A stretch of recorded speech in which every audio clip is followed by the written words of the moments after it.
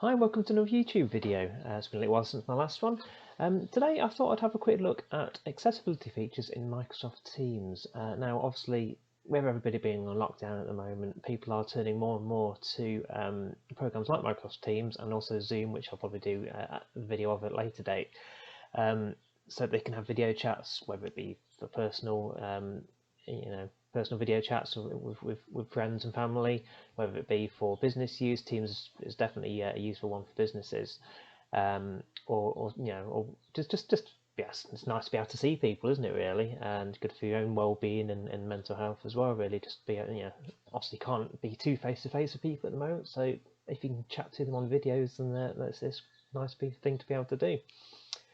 Okay, so Microsoft Teams, I've downloaded the desktop app of Microsoft Teams on my PC. Obviously you can get it on your phone and tablet devices as well. We're just going to have a look at the PC version today, and you can get it on Mac as well, obviously, as well. The PC version, is worth downloading the desktop app if you're wanting to use all the accessibility features, because the web version doesn't have all the accessibility features. It has quite a few of them, has some of the keyboard shortcuts and things, but it doesn't have things like closed captions and stuff like that we're going to have a look at. A lot of the accessibility features I'm going to show you in Teams today are also very similar, or available in Zoom as well, which is another popular one at the moment, which unfortunately has had a little bit of negative attention in the press due to some problems of hacking and things, but I think they've pretty much resolved that now, so it's still a really good program to use. So Microsoft Teams, what is it? It's basically a program that lets you chat to other people, and you can create whole teams. That is a really good one for businesses. So for example, obviously I've just made a little setup here just with for demonstration purposes for this video, but you could have all your colleagues and everybody from your work on there if you wanted to, so you can talk to individuals or you can talk to people as a group, and that can be done via text chats, it can be done via video calls. You can share files and set up different things on shared calendars and all sorts of stuff like that as well, so really useful program. Now, there are quite a few accessibility features in Teams. I think the first one we'll probably have a look at is how to zoom in and out, because obviously it's a fairly basic sort of interface layout, so there's not too much going on the screen, which is good.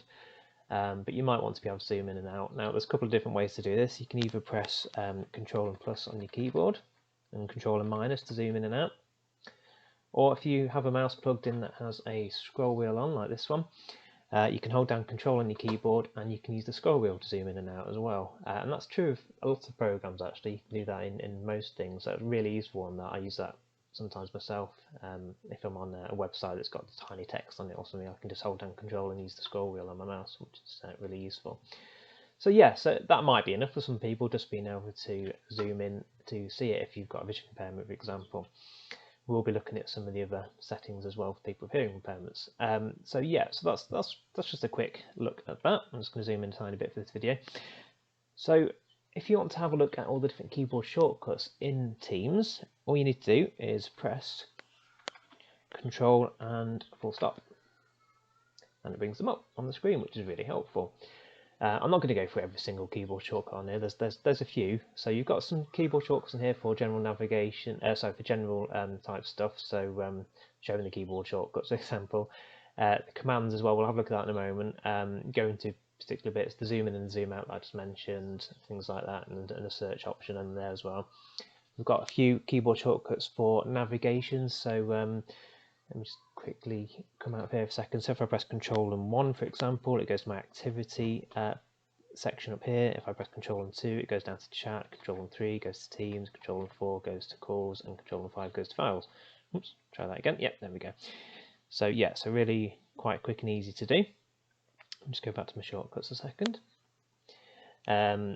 You've got things for messaging in there as well, so you can go to your compose box, you can attach files and things all through keyboard shortcuts, you can start new lines, reply to threads, and then you've got things for video calls as well, so you can press some keyboard shortcuts to accept a video call, and you can start video calls, mute, toggle your video on and off, all that sort of thing, so you could just have audio only if you wanted, or you could just have video only. So yeah, and there's also ones in there for scheduling things and calendars and stuff like that as well. So like I say, I'm not going to go through every single one. It's quite easy just to get those up yourself with Control and full stop on your keyboard. Microsoft actually do have quite a lot of detail about Teams and accessibility on their website as well. I mean, it's not exhaustive detail, but it's pretty handy. So let me just quickly get that up. Also talks a little bit about accessibility on things like iPhones and Android devices as well, so using the screen reading options that are in that, so voiceover and talkback mainly. It talks a little bit about screen readers, so if you are using a screen reader on your computer or whatever device you're using, it should be accessible via that as well, so like NVDA for example, or JAWS or something like that. And it gives you a few different options and a few different choices of things to look at on here, so how to use Teams with screen readers and all that sort of thing. And it's quite a few different articles in there, so that's well worth a look at. So just these things, just to Google Microsoft Teams accessibility and it should come up with Microsoft's website. Okay, anyway, let's go back. Yeah, so all your keyboard shortcuts are in there, so that's Control and full stop, so really useful one to remember to start off with. I'm not, like I said, I'm not going to go through every single one. The other things you can do, you can change the look of Teams. With video chats, you can blur the background, or you can put something completely different in the background if you want to as well, apparently. I've not tried it yet, so that'll be a fun one to have a look at. You can also have closed captions as well, so apparently they don't work brilliantly, but there is an option which is good. Okay, you've also got the options down here to share apps and things like that as well, and you can download the mobile app and etc. in there as well. There's various different settings and things. If you press Control and comma, it takes you to your settings page. Excuse me. Alternatively, you can click up here and go to settings here as well. So let's just have a quick look at a couple of options in here. So we've got a few theme settings in here. So we can have a dark theme. So particularly if you're on the computer a lot, you might not want such a bright screen. So just have a quick look, see what that looks like. So you can see quite a different theme there. But I quite like that, the sort of white text on sort of black and blue background. Alternatively, you've got a high contrast theme as well. So let's just have a quick look at that one. So that stands out quite well. Obviously not for everybody. Some people might find that easier. Some people might find that harder. It really depends on the what colours work for you and contrast work for you. Yellow and black might not be suitable. So I'm just going to put it back to the default for the time being. There's a few options in here, so you can auto start Teams when you load Windows and stuff like that. And you can have it running in the background. You can change your language options. I would recommend doing that if you are UK based like me. You might want to change this to UK. There's a few things on privacy options in there. Like I said, I'm not going to go through all of these details, all of these different options in great detail, but we'll have a quick flick through. Notifications, so you can change what you get notified, how you're notified about different things, messages and so forth within the program. Devices, so you can make a test call just to make sure your audio is working okay and check your camera. Now it's not showing my camera at the moment. I presume that is because I'm using screen capturing software and sometimes it causes a few issues, so I'm hoping it will work when I come to do a test call, but anyway, we'll try that in a moment. And then it's got some various permissions and things in there, so if you don't want your location, for example, you can turn that off in there and stuff like that. And then there's just a few options for calls. You can actually set up voicemail, and you can forward calls as well. So if someone tries to call you through Teams, you can click on configure voicemail and you can record a greeting, or you can use a text to speech option in there as well to say, "Oh, I'm sorry, I'm not here at the moment. Leave a message and I'll get back to you," whatever you want to say. So they're all useful features. Let's come back out of there a second. One of the ones that was on the keyboard shortcuts before, sorry, is this show commands. That's quite useful as well. So if I type in Control and / you'll see it brings up lots of different commands on Teams at the top here as well. So for example, if I did have a visual impairment and I couldn't find the option to say that I'm change my status to away, for example.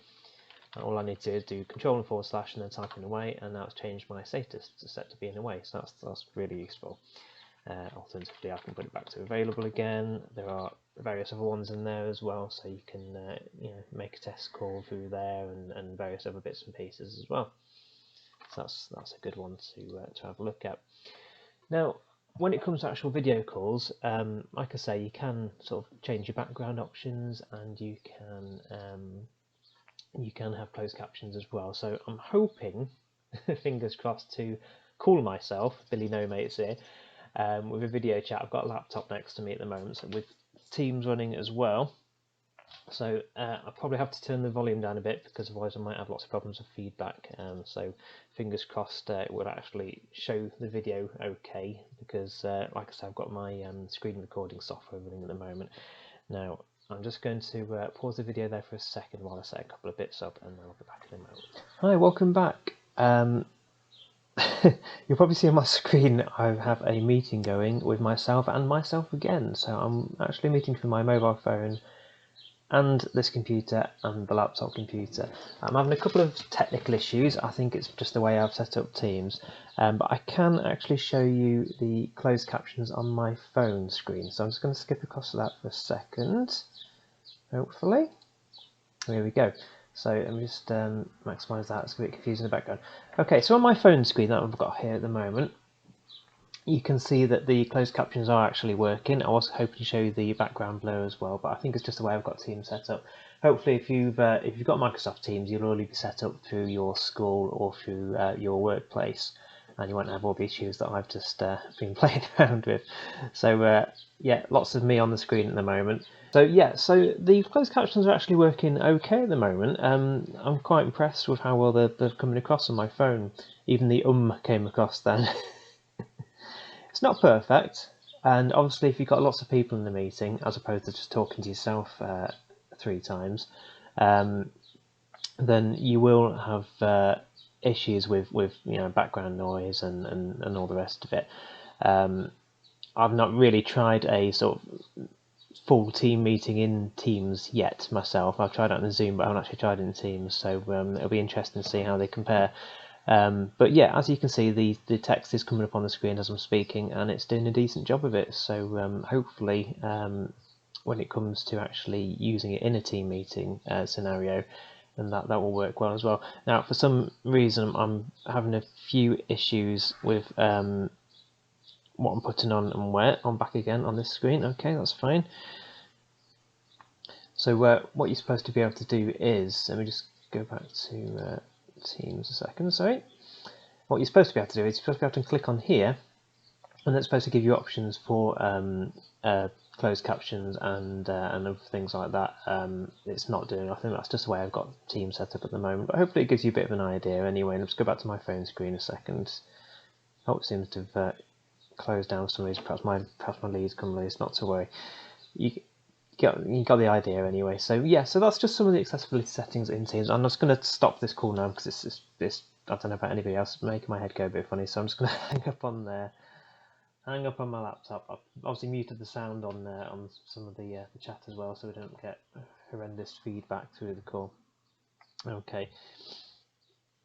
So yeah, so that's Microsoft Teams in a nutshell. Obviously, there's a few more accessibility features. So the really good, useful ones to remember are how to add the subtitles and things if you've got a hearing impairment or deaf, and the control and the full stop key to bring up your keyboard shortcuts. And just once you get used to using the keyboard shortcuts, obviously you'll remember them and then you'll use them all the time.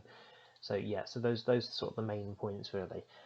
Sorry it wasn't the most incredible demonstration. Obviously I do have Teams set up for my workplace, but I just wanted to set up my own sort of little team just to for the purposes of this video, so that we're not breaching any sort of confidentiality or anything like that. And so some of the features weren't quite available to me.